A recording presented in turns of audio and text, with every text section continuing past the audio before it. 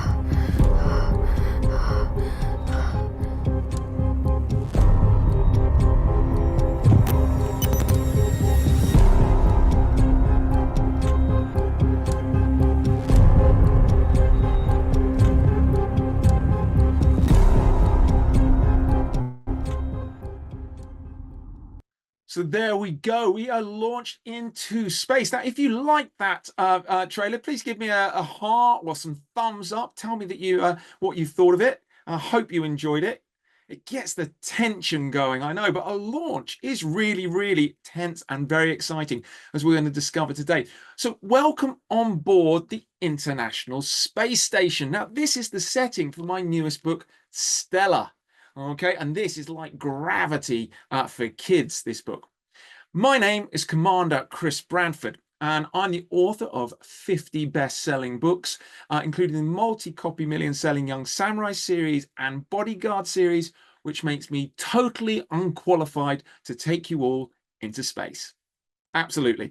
But my speciality is writing books with Barrington Stoke HarperCollins, and that's creating books that hook readers, those pupils that are harder to reach, those ones that you think you might have lost into the atmosphere or the stratosphere.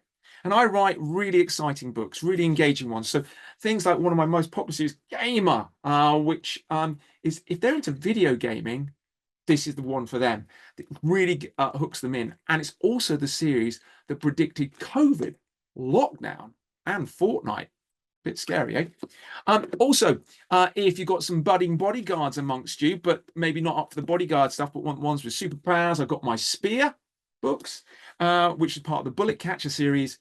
And then if you've got some ninjas, then you want to go for the ninja. Yeah, these are my kind of manga style books that I've written.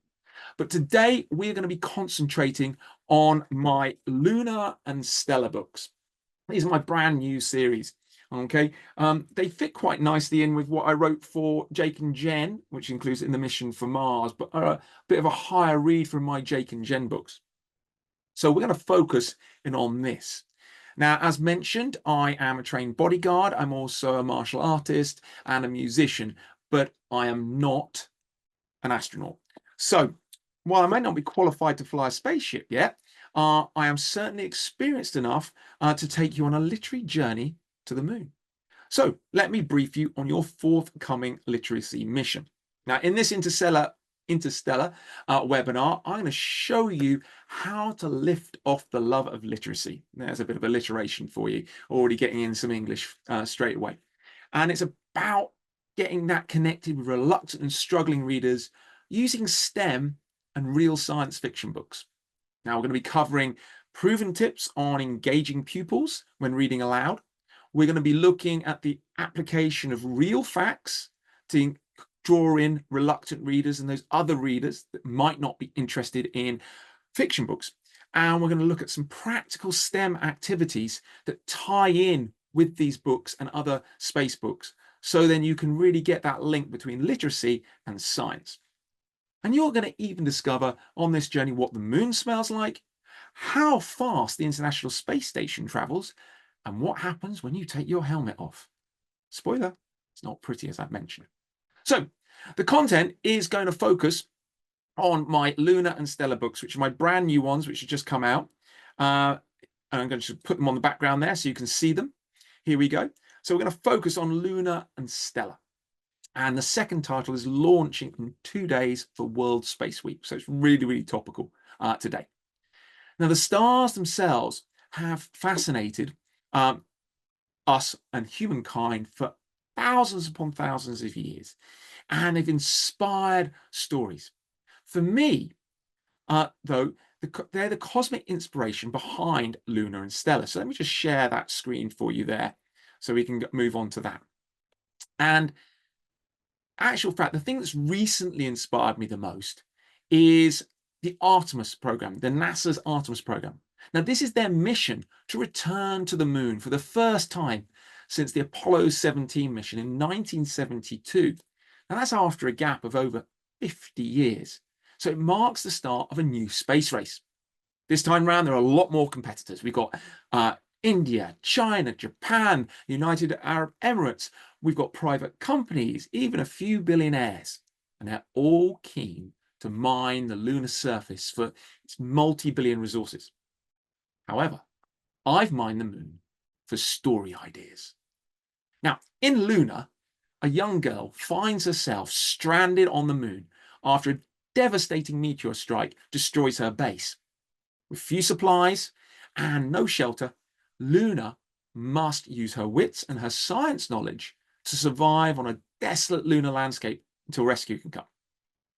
The problem is, any hope of rescue is 3 days and 400,000 kilometers away, and her oxygen is fast running out. As I mentioned, think of this book like The Martian for kids. And I've tried to put that little bit of humor in there. Don't worry, the humor's better than me, but I do want to ask, why haven't aliens come to our solar system yet? They've read the reviews, only 1 star.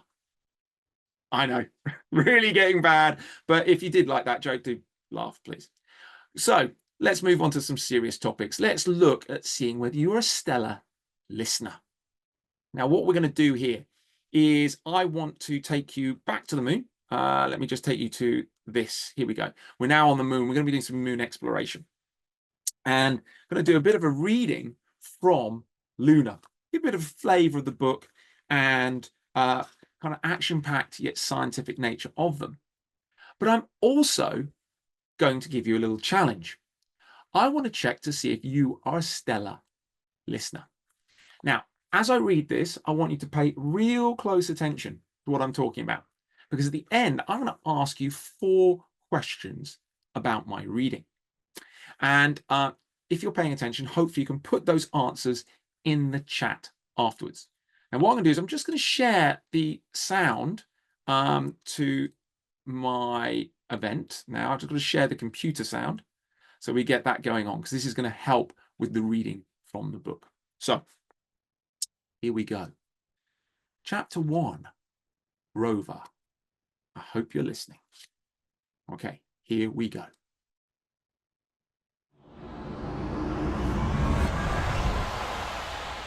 Slow down, Luna, my father shouts at me as we hit a bump and bounce off the ground. This rover isn't a race car. Spoil sport, I reply, and take my foot off the power pedal. My father gives me a look, but he's grinning as much as I am. You know I'd be in serious trouble if the hub commander found out I let you drive. You can easily crash a vehicle on the moon. There may be very little gravity, but objects have the same mass, so the rover will take longer to stop than you think. I did listen in my lunar lessons, Dad, I reply. Even so, I have to brake hard to stop in time for the mine survey spot. Okay, last rock sample for this trip, says my father, putting on his helmet. I put mine on too, check my oxygen supply, then open the airlock to the rover's cabin. Everything goes quiet. In space, there's no sound. I can only hear the rasp of my breathing. My helmet. Hand me the core sampler, will you? Oh, and I can hear my father's rather loud voice over the comms unit too. I pick up the core sampler. It's a drill with 4 metal legs that screw into the ground. On Earth, I wouldn't be able to lift it. But here, where gravity is 6 times less, it's as if I've got superpowers. I can carry it easily over to my father. Dad sets up the core sampler and fixes its feet to the ground. Then he begins to drill. I enjoy going on mining surveys with him. It's fun looking for precious minerals that can be used for building, turning into oxygen, and making rocket fuel on the moon. If we find something, we'll tell the crew at the hub that this is a good spot for mining. And best of all, we get to name the mine. It's also good to escape the hub where we live. Yeah, the hub's got air, food, water, TV, and all the other things you need to survive in space. But it sure is cramped. There are 30 other moon miners living there too. But most of all, what is amazing is that the views on a server is simply spectacular. It may be the same grey rock and dust everywhere you look, but glance out into space, and you see Earth. Wow. It's like a big blue sparkling marble. There are no stars, of course, because it's daytime right now on the moon, and about 120 degrees in the sun. That's pretty hot, but I don't think I'm taking off my spacesuit anytime soon. You have to remember, there's little atmosphere on the moon. If I took my helmet off, my eyeballs would explode. Only joking. They won't explode. And I won't freeze or fry to death, at least not right away. But the oxygen would be sucked from my lungs in just a few seconds. Breathing would be incredibly painful. The spit on my tongue would boil away, as well as my blood. I've been told it's a bit of a fizzy feeling, like drinking a soda. Nice, eh? But it wouldn't last long. After 15 seconds, I'd pass out and then die from lack of oxygen. That's why I keep my helmet on. My visor begins to clatter softly until it's raining. I frown and look up. No rain on the moon. What's falling on me? My comms unit bursts into life. Rover 3, return to the hub right now. Meteorite warning. Let's go, says my father. We need to get to cover as soon as possible. We jump into the rover. My father takes the driving seat. We don't even bother to take off our helmets. He turns the vehicle around and speeds back towards the hub. We bounce over the lunar surface like some bucking bronco, and I have to tighten my seatbelt. I thought you said not to drive too fast. This must be a big shout for the commander to call us back, Dad says, and grits his teeth. More micrometeorites batter the windscreen. We crest a small hill and head down slope, picking up speed. In the distance appear a large number of mounds, the hub. Then the ground in front of us explodes in a bright flash of dust and rock. My father swerves to avoid the meteorite strike, but we're going too fast. We hit the impact crater, bounce high, and the rover flips. So there you go. That is a little bit of a reading from Lunar. I hope you enjoyed that. But what I want to test now to see if you were stellar listeners. So let me take you to my PowerPoint and take us through there. Are you a stellar listener? So I'd like you in the chat. I'm going to ask you to put your answers. Oh, thanks. That was awesome. I like that. I'm going to ask you to put your answers in the chat. So my first question to you, to see if you're a stellar listener. Who would Luna's father be in trouble with if they found out she was driving? All right, let's see who's the fastest typer. Does anybody remember who the father was with? Wow, that's fast. We know brilliant, brilliant. I can already tell you that you pay more attention than the session this morning. You are definitely more switched on. Base commander, very, very good. Yes, it was the hub commander. Brilliant, brilliant, brilliant. Okay, so I'm going to ask you your next question. Let's see who we can get to first from this one. Second question. How many times less is gravity on the moon? How many times less is gravity on the moon? Ahmed, super fast. You must just be on that keyboard straight away. Sharina, brilliant. Parita, fabulous. Mariam, brilliant. Yes, you are good. That's 2 out of 2. You're already 2. Well, you're 1 ahead of the other team. Let's see how well you do now. Let's see if you can really get 3 out of 3. Here we go. How hot is it in the daytime on the moon? Let's see what we get up. How hot? Daniel, I don't know how fast you type, mate, but unless you think brilliant, 120. That's 3 out of 3 so far. Superb, Sharina, Amira, brilliant. Let's see if you can get 4 out of 4. I'll be very impressed if you get 4 out of 4. Here we go. If Luna took her helmet off, what would happen to her blood? Boil, yes. Oh boy, 4 out of 4. I celebrate you. Hats off to you. You are already definitely well ahead. Superb. So good work. Full marks. I thought they did really well, Beckham. Right. I hope you found that reading fun. But what I was trying to demonstrate to you by doing my reading of the books was to kind of show you how to make reading aloud engaging for pupils. And before we look at some of the techniques I just used there, just quickly put in the chat for me what you feel some of the benefits of reading aloud to children are. So if we can have a little look in the chat, I've got it up right next to me. So if you could just tell me some of the benefits, I'd love to see what you think the benefits of reading aloud to your pupils are and children are. Okay. Don't need full detail. My students love hearing how good readers read. Good. Pronunciation of tricky words. Good. I like that, Parita. Engagement. Pronunciation, expression and intonation. Yeah, getting that into there. Very good. Giving them better reading skills. Oh, a good rapport. Yeah, building bonding.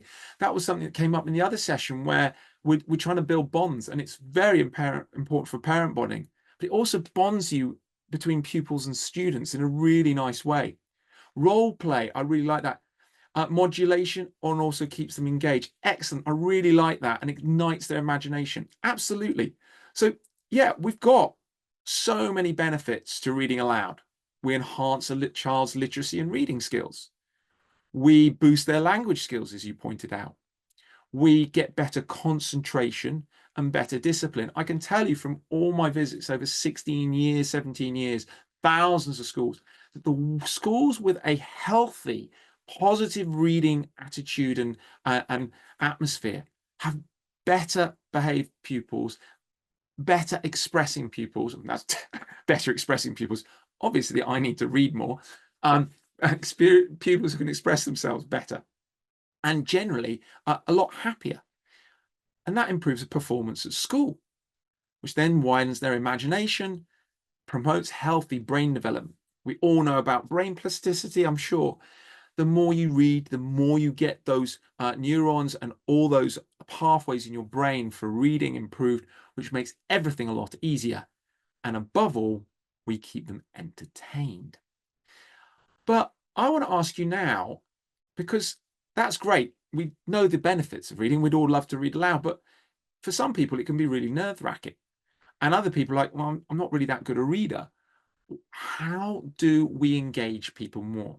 So from my reading that I just gave you and how I did it, can you just throw in the chat there how you think I tried to engage you? And I know this was on a virtual visit, but how did I try to do it? What things did I do different beyond just reading from the book? Let's see if we can get some ideas coming in. Okay. Yeah, by getting you to answer questions, the sounds, a visual PowerPoint, very good. Background sounds, displaying images, yeah, really, really good. So these are things that you can do. This is not something different. Okay, expressions, yeah. Excellent. So let me just show you and talk you through a few of the things that, 4 key things that I think make a really good reading. Okay, first one, involve the audience. Now this could be really simple. You could get your pupils up to read with you, right? That's as simple as that. Just get them up to part. When I do my bodyguard shows, I get volunteers up to take part in the reading. They don't even have to say something. They can just act the part. But what I like to do when I do the online stuff, particularly, is I set questions. And you can do that for a reading. Set some questions beforehand. Now, if they're younger, I suggest giving them the questions in advance. If they're older, let them say, you're going to have 10 questions at the end. I need your listening comprehension. Immediately, listeners are focused. Now, if you want to really improve that, do it for points. Do it for prizes. Simple prize. Right. Anyone who gets 10 out of 10 gets, when I'm in doing my shows, will get a poster. Okay. Not many people always get 10 out of 10. But some classes I go to, they all get 10 out of 10. So it costs me a lot of posters. But that's a great way to get focused. So they're really listening and they're not drifting off within the reading. Next, didn't mention, I was dressed up. Dress up in character. Now, you don't have to go full out. You don't have to be like in a spacesuit and stuff. You could just wear a hat. So if you're doing a story about, I don't know, cowboys, you can put a cowboy hat. And if you're doing a story about space, just put a helmet on. Okay, or put a cape on, or a jacket. And those are kind of like Superman outfits. It's a bit like Clark Kent and Superman. Clark Kent's a bit shy, doesn't want to get in the way of things. But when he puts on his cape, he becomes strong and super powerful.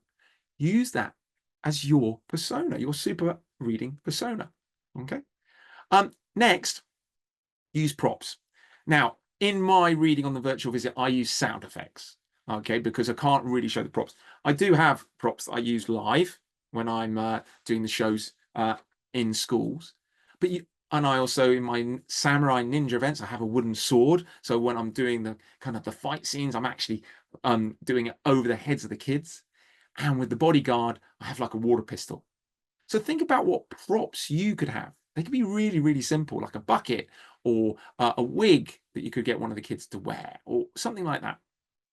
And then finally, just one of the other ones that I always like to do, end on a cliffhanger.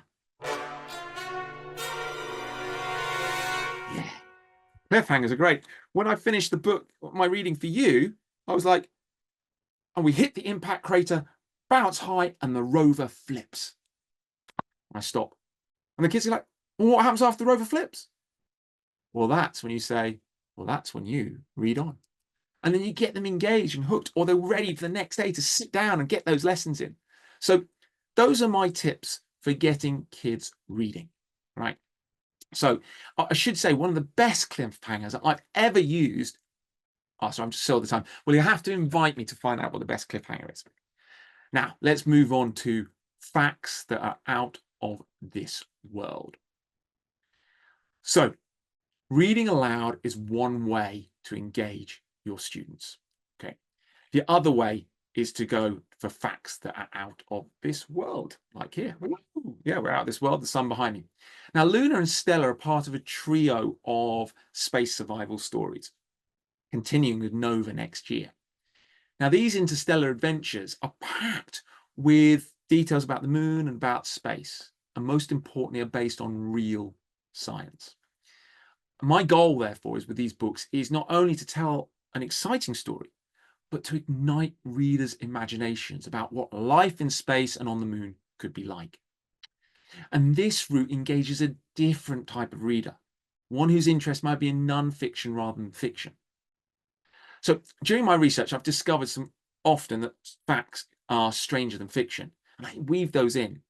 And weaving those facts in makes my stories more authentic and more interesting, especially for younger and more reluctant readers. So, for example, my question to you, what was the first animal in space? Could you put that into the chat for me? I'd love to see what the first animal in space was. Please remind me. Let's see who we've got. I'm waiting for, there's a monkey, there's a dog. Dog, dog, dog, dog, dog, dog, the dog, the dog, the dog, dog. Lots of dogs going into space there. Lots of dogs going in. Oh, somebody's remembered the name, Laika. that's a very famous dog that went up into space.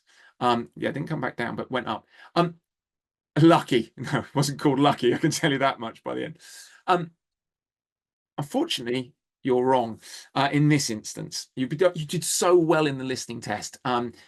Somebody in the other one did get this one, and it's actually, let me share it with you because it's quite interesting here because it's not what you'd expect. The first animal in space was a fruit fly. And it was actually a fruit fly that was in 1947 sent up in a captured V2 rocket. By the way, I should clarify that. The fruit fly didn't capture the rocket. The Americans captured the rocket and then sent flies up. And it was to test the effects of cosmic radiation on astronauts. And they chose flies because they were genetically similar to humans. Now, other animals that have gone up into space, you're quite right. Monkeys have gone up into space. Dogs have gone up into space. Frogs, mice, rabbits, worms, spiders, even 2 tortoises. And this is where things get kind of really cool because you can start introducing really nice, interesting facts here. So when I was doing my research, I found out that NASA in 1973 sent some fish up into space, minnows, to observe the effects of microgravity on their movement. And this was to try and assess space sickness for humans. And the fish, when they got up there, they swam in loops rather than in straight lines. At the same time, humans suffered from space sickness.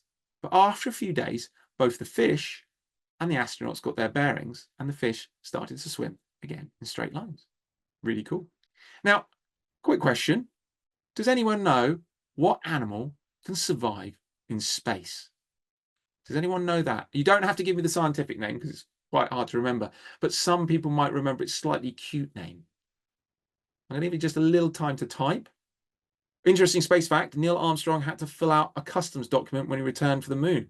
Brilliant, I like that. Another interesting fact, Buzz Aldrin, his bag, which he collects wee in, burst when he stepped down onto the moon. And so he was the first person to pee on the moon, as I found out. So I know that's not a highly intellectual fact, but kids love that sort of information. Okay, no one knows what survived in space. Cockroaches. Yeah, we had that in the last seminar. My kids would love that.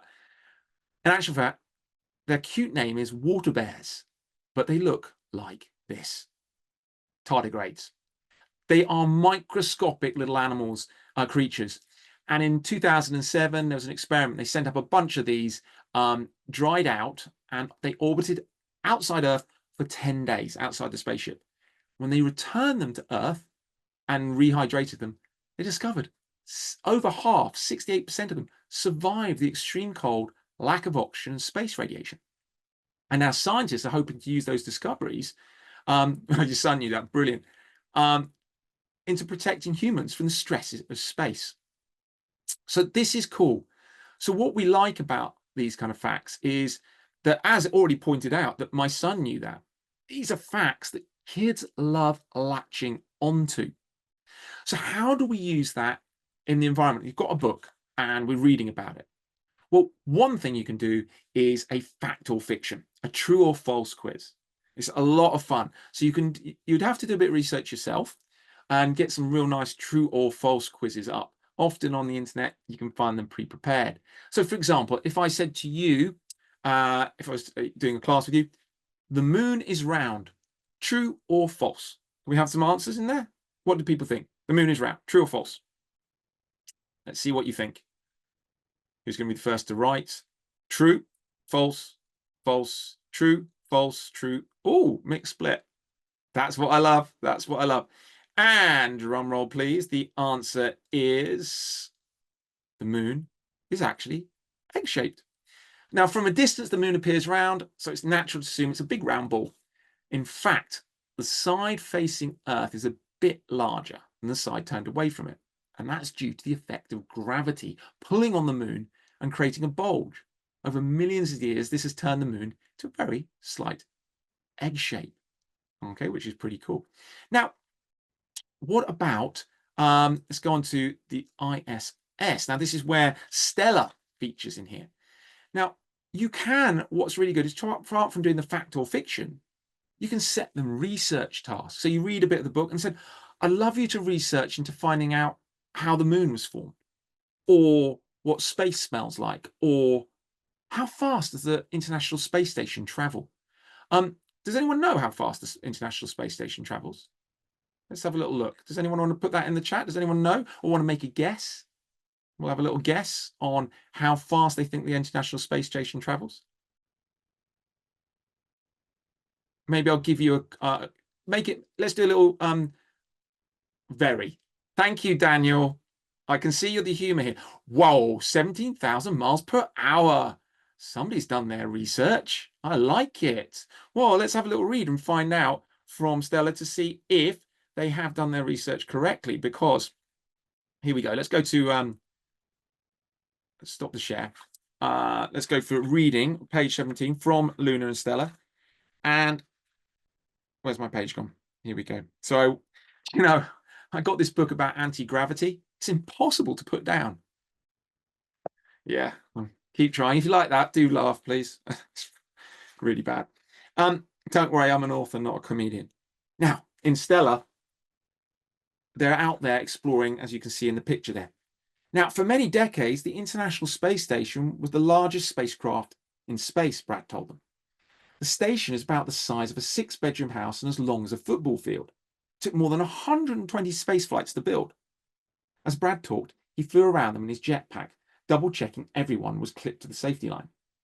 The International Space Station orbits at 400 kilometers above Earth and travels at a speed of 27,600 kilometers per hour. That's faster than a bullet. Then how will we be able to get on? Then how will we be able to get on board? Asked Stella. Because we're going at that speed too, Brad explained. Now kids love that, going at the same speed and stuff. So very good, Nora. 27,000 kilometers per hour does translate to just over 17,000 miles per hour. And what's amazing is that is 23 times faster than the speed of sound. And what I generally do is I ask them how fast they think the moon's going. Here's another fact or fiction one. Does the moon travel faster than the speed of sound? And yes, it does. It travels 3 times faster than the speed of sound. Now, finally, the third thing you can do with facts for kids is take it to the next level, depending on their age, is to get them to do a project on it. Now, for example, a really nice project you can do with kids after kind of reading Stellar and Lunar is there's a lot of technology involved. And it's great for you to kind of go, well, what space inventions have been kind of brought back to Earth, that have made it back to Earth? And there's so many. I mean, there's so many inventions that we use every day that we use in space. Just give you a couple of examples to get you going on this is the dustbuster. Now, NASA asked Black & Decker to make a lightweight cordless drill to collect samples on the moon. The technology that they developed for that was then used to create the dustbuster in 1979. And now that dustbuster is in hundreds of millions of homes around the world. Another bit of interesting fact, which kids will always love, is like, because they think, oh my gosh, my phone is space technology. It is. 1/3 of all smartphones contain technology developed in the 1990s to make cameras small enough and of high quality enough to fit on a spacecraft. So by reading books about space and then delivering the facts, you can really get your kids interested and do a lot more depth in your reading. Beyond just learning literacy, they're learning knowledge, and then learning wider knowledge about how that affects them in real life. They get their hands on stuff. It's great. And that does a big circle, like a huge orbit, because it orbits them all the way back to reading, because they want to read more, because they want to find out more. Curiosity always works.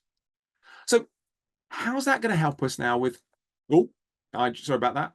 I'm just going to rewind that. You probably didn't hear that because I stopped the share, but that's a little thing that's coming up in a minute. So the thing I want to talk about is getting us back on the moon, is how, let me just find my moon base camp, get on the moon. Like in Stellar, we want to look at STEM now. So we've talked about how we do reading for pleasure and reading aloud. We looked about kind of facts and everything like that and how we engage that. I want to also now look at STEM and how we involve that on a more practical level. Now, in Stellar, a massive solar flare sets off a string of disasters that sends our two siblings, Stella and Ryan, spinning off into deep space. With their radio communications dead, the two siblings are going to need all their knowledge of the stars and a whole galaxy of luck to find their way back to Earth. Now, this one, so I can say, you can think of this as gravity for kids. You're seeing the theme here, so it's good. Gravity for the kids. Now, in this survival story, Stella and Ryan must kind of grapple with the effects of gravity, of zero gravity. And this presents a great opportunity to combine reading with practical STEM learning. Okay, so you've all been sat down for a little bit. I suggest just all stand up, It's great. Give your legs a little shake. And now I want you all just to jump in the air. Yeah, a little bit of a jump. Go on, give it. No one can see you. I can't see you. You're the only can see me. Give it a big jump. Now, I hope you return back to Earth. In fact, guarantee you did. And that's because of gravity. If there was zero gravity, you'd have simply kept on going into outer space and you wouldn't have stopped. Now, that's a very, very simple demonstration of gravity in action. Now, I know you're all teachers, so I don't really need to teach you suck eggs, but gravity is the invisible force by which a planet or body attracts objects to its center. And it's the force which keeps our feet on the ground, holds all the planets in orbit, and ensures the moon stays in orbit around Earth. Now, anything that has mass has gravity. Now, you can go into depth of the difference between mass and gravity and what mass is with your kids. But basically, objects with more mass have more gravity. So, little example. If you're on a planet with more mass than Earth, such as Jupiter, would you weigh more or less on Jupiter? Can you just throw that in the chat? Would you weigh more or less on Jupiter? Let's see what people. Ahmad's, you type fast, Ahmad. That's really quick. We have got a position of weighing more. Yeah, more. Yeah, absolutely. So conversely, if you go on the moon, which has less mass than the Earth, its gravity is weaker. So would you weigh more or less on the moon? Let's have a little look now. Let's get some answers. You're going to weigh, and we're going to be probably an answer from the previous one. Yeah, you're going to weigh less on the moon. Who needs a diet? Just go to a different planet. It's brilliant, with a bit less mass than Earth. Okay, and you're going to be on the moon, which is 6 less gravity. You're going to be, if you weighed 60 kilograms, you're going to weigh 10 kilograms on the moon. And that gives you great stuff to talk with kids about and demonstrate the difference between mass and weight and all that, depending on their age. Now, you can get kids to understand this concept a little bit more, but what I think kids really are interested is in the effects of gravity. All right. So once you're going to get an understanding of what it's about, which can get quite deep, gravity is actually about bends in the space-time continuum, and you have to show kind of things how you do that. Okay. And that's really kind of mind-boggling. But sometimes it's great to see what the effects are. So we weigh less. Now, one of the great things I have a little magic trick that I do that's a little bit of fun and like kind of a bit of a demonstration. It's a party trick that you can use. So what I tend to do is I say, right, I am going to give you a demonstration of gravity in action. And I'm an astronaut. I'm going to go between different planets and stuff like that. So what I tend to say to them is that I'm going to be on the moon, right? So I'm going to go and say, I'm on the moon. I'm already on the moon. And I'm just going to show you that how much I weigh less. So then you stand up, put your arms against your chest like this, and tuck your elbows in, just like where I'm showing you there. Okay, keep your elbows tucked into your side. Then get 2 volunteers. If it's an adult, get a couple of adults to do it. You can do it with kids. Teenage kids absolutely love this. Okay, just be careful they don't throw each other around. We shouldn't do. It's just a lift. And you get them to lift you by your elbows. Okay. Now, a relatively average strength person should be able, between 2 people, be able to lift an average person. Okay. Then do your magic trick. Right, I've been on the moon. I'm coming back to Earth. Okay, and you do a little trick. Then you stand again, just exactly as you've been doing. Hands are there, but put your elbows, rather than each side, move them forward a little bit, subtly. Not too much, just enough, but not so they can see it in front, because they won't notice it. And now get them to lift you again. They're going to really struggle. It's going to be a lot harder. It's just the difference in the movement of the elbows of by about that much will make all the difference, because the force isn't in the same direction. Then when they're finding really struggling to lift you up, do the magic trick again. Say, I'm just going back to the moon. Let's lift me again. And put your arms back by your side with your elbows right next to you. Let them lift you, and you're going to shoot up in the air. It's a bit of fun, okay? And it kind of has a little bit of fun about gravity. And they're going to go like, how did they do that? So there you go. That's a bit of a magic trick. Because without gravity, there's lots of things that happen. You get space sick, your muscles weaken, bones lose density. Falls, however, less dangerous because you fall slightly slower. But you are able, like a superhero, to leap higher, jump great distances. So normal walking isn't practical. And that's where you have to perfect the motion, like the bouncing motion, or a bunny hop, like the Apollo astronauts did. Just to show you, and this is a great little clip for kids. They love this. This is the astronauts the last time they were on the moon. Here we go. Hippity hoppity, hippity hoppity, hippity hopping over hill and dale. Da da da da da da da da da da da da. Hippity hopping along. Yeah, the kids always love the fact he's just like hippity hoppity all along, and it's a lovely kind of thing to do. And what I like to do at that point, if I'm doing a live show, and probably primary school kids for this activity, but then when we talk about that moonwalking, we've talked about gravity, and we talked seeing an astronaut do it. I love to get the kids up and say, right, you're going to do some moonwalking. And you give a prize or points for their best moonwalk across. Now, it could be a slow moonwalk with repercussions as they hit things. Or they could just do the best funny bunny hop across. It's always a bit of fun, always lots of giggles amongst younger kids. And great. And they're learning about gravity within that and what happens. Now, taking that a little bit further with practical STEM activities, this activity that can link in with my books and other space books, and is also really good for any age range, probably a bit the older groups because they kind of understand it, but little kids can do it as well. So this is a great one that I love. Can anybody remember how far the Earth and Moon are away from each other? Let's go to here. Let's see how far they're away. Does anybody remember? I've mentioned it at the very beginning of the show, how far the Moon and the Earth are apart. Does anybody remember? Let's put that in the chat if you do. Let's see if anybody remembers how far. If you don't worry. We will tell you in a second. I don't think anyone does. Oh, 200,000. Anywhere is on 140 million kilometers, 350,000 kilometers closer, 238,000 miles. Somebody's starting to do their research. I like this. Nora, you again coming up there. Impressed.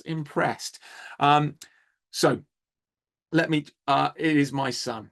Yes, you do seem to have a genius son there, or somebody who at least listens in their lessons. That's brilliant. I like your honesty. Well, as I mentioned at the beginning, it's 400,000 kilometers away. That's roughly 250,000 miles. And that, when I say roughly, is the moon's orbit is not in a circle, it's elliptical. So it goes between 252,000 miles away to 225,000 miles away, roughly. Now, those are numbers. How do we get kids to understand it? Well, there's a great STEM activity which features in the free STEM pack that we'll be giving out to you at the end of this session for the books. And it's pretty far away, but we can't really get to understand that. So you can do comparisons. 30 Earths. Still, that's kind of big, but we still don't really get an idea of it. Some kids like the idea it's almost 6 million football pitches away.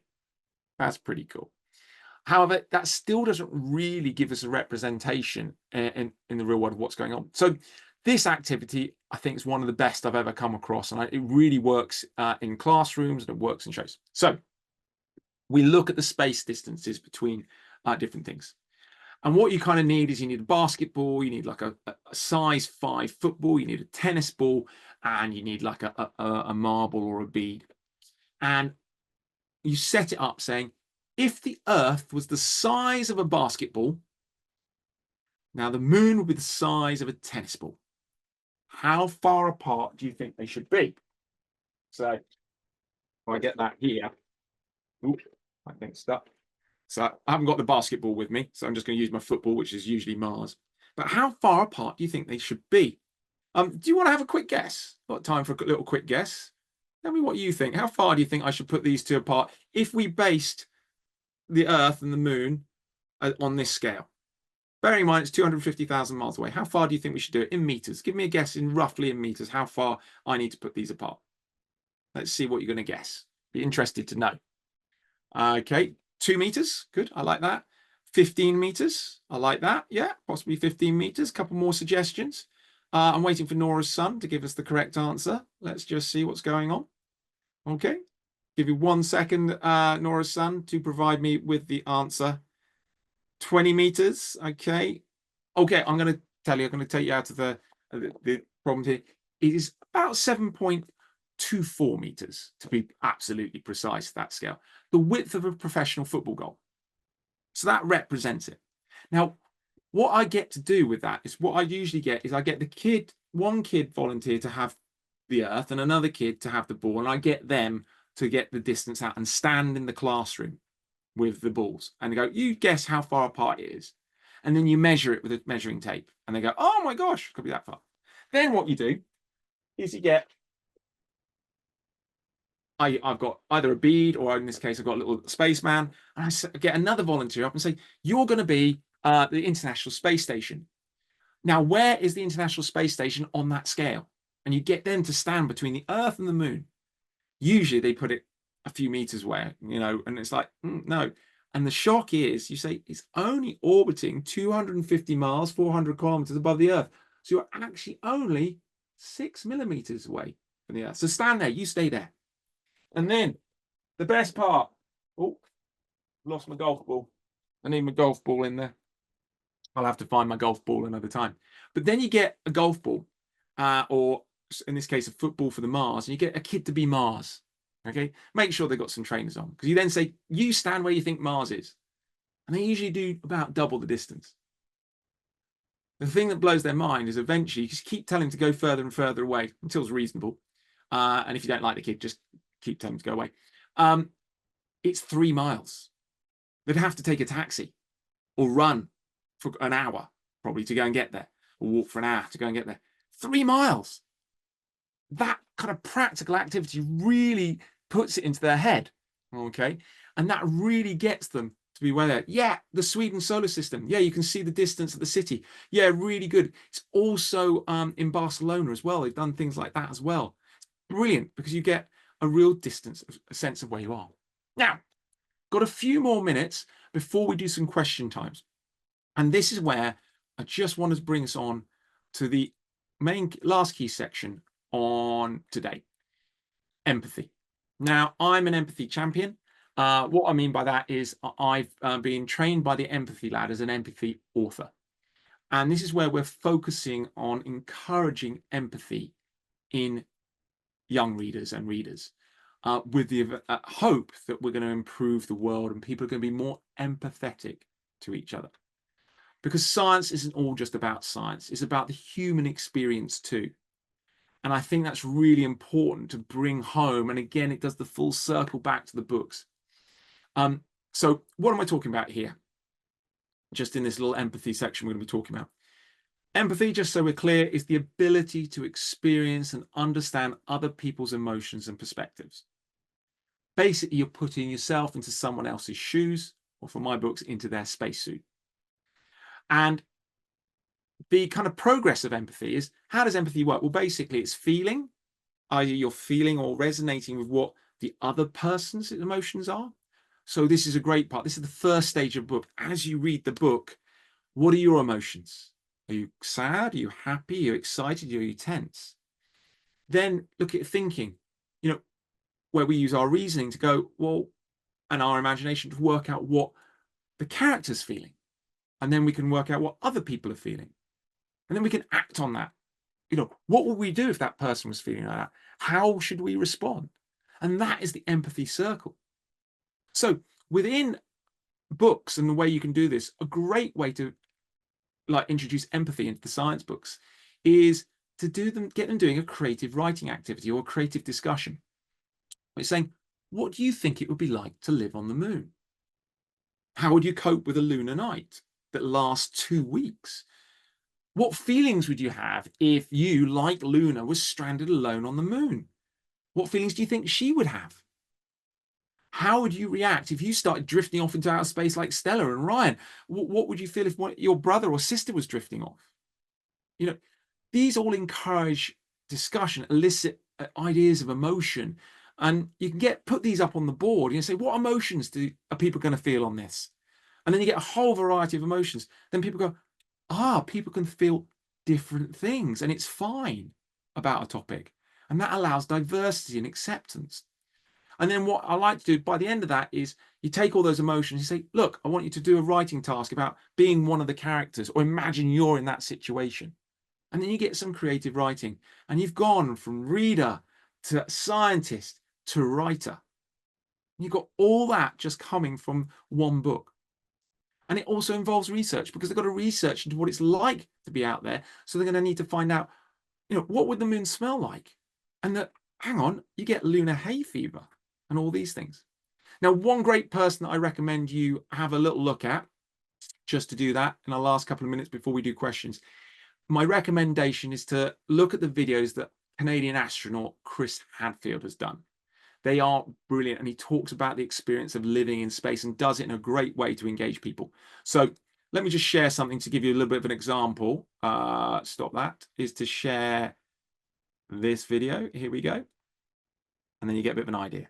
Here we go. This is what space smells like. You've probably heard that space has a smell, maybe like burnt steak or some type of barbecue. That's true. When you come in from a spacewalk, you're surrounded by the emptiness of space. It's sort of like the opposite of air. There's nothing there at all. When you quickly repressurize the hatch and you open up the hatch and you smell, what is that lingering smell from a place that used to be exposed to space? The smell in there is a little bit like that trace of a smell of gunpowder or burnt steak, or to me it's sort of like brimstone, like a witch has just been there. It's a cool, lingering trace of a smell. I think what it really is the emptiness of space, the vacuum of space, is actually pulling trace chemicals out of the metal of the walls of the ship. Little bits of stuff you never smell because normally there's air pressure holding them into the metal. They're slowly off-gassing those tiny little trace gases and trace particles that otherwise they never get into your nose. And those are released. It's sort of that metallic gunpowder-fired smell. That's where the smell is coming from. Maybe it's not even coming from space. It's just sort of coming from space's effect on our ship. Yeah, in truth, it smells a little bit like a burnt steak. So there you go. Smells like burnt steak. I always like doing a true or false on that to the kids. Okay, true or false, space smells like barbecue chicken. And they go, oh, true, false. And then you get the burnt steak and it really sticks in their heads. So there we go. We're coming to the end now of this session. We're going to go to a mission debriefing in 1 minute. But I just want to say that now we come to the end of our journey and exploring the outer reaches of literacy. My hope is that these stories of mine will do more than entertain for you, and they're going to educate, they're going to inspire you. The Artemis missions are aimed to return humans to the moon, and that's going to be the beginning of the space race again. The moon is seen as like the launch pad to Mars. So I want my books to spark curiosity, to be a launch pad for readers who may one day grow into be astronauts, scientists, engineers, leading those missions. And while NASA's mission is to get humans living on the moon, my mission, as we said at the beginning, is to get kids reading. I believe that storytelling, especially when grounded in real science, has the power to engage even the most reluctant readers. And by fusing together thrilling action and fascinating facts, I hope I can show you that, and show the kids that reading can be as exciting as blasting off into space. So whether your pupils are dreaming of becoming an astronaut or just looking for a cosmic adventure, then LUNAR and STELLAR offer a journey that's both thrilling and educational. So reach for the stars or a book. You never know what you might discover. My name is Chris Bradford, and I'm the author of LUNAR and STELLAR. And we are now going to go, just for the last 6 minutes, we're going to have a little bit of a question and answer time. And I guess there are so many top tips for teachers to take away here. In terms of the research then, so what was the most surprising thing that you found during your research, Chris? I think the mind-blowing thing is doing that STEM activity and seeing just the sheer vastness of space and what we're trying to overcome and our sheer achievements. And it's so inspirational because it's like, you know, back in the 1960s, they got to the moon with technology. You've got more technology in your phone than they had in that entire spaceship that took them to the moon and back safely. And they did it several times. I mean, it was dangerous. And now we're attempting to go to Mars. And that's what I find very, very inspiring. Obviously, the animals that survive in space are pretty cool as well. So yeah, those are the kind of things like that. But you know, I thought I'd move to the moon, but I've heard the cost of living is astronomical.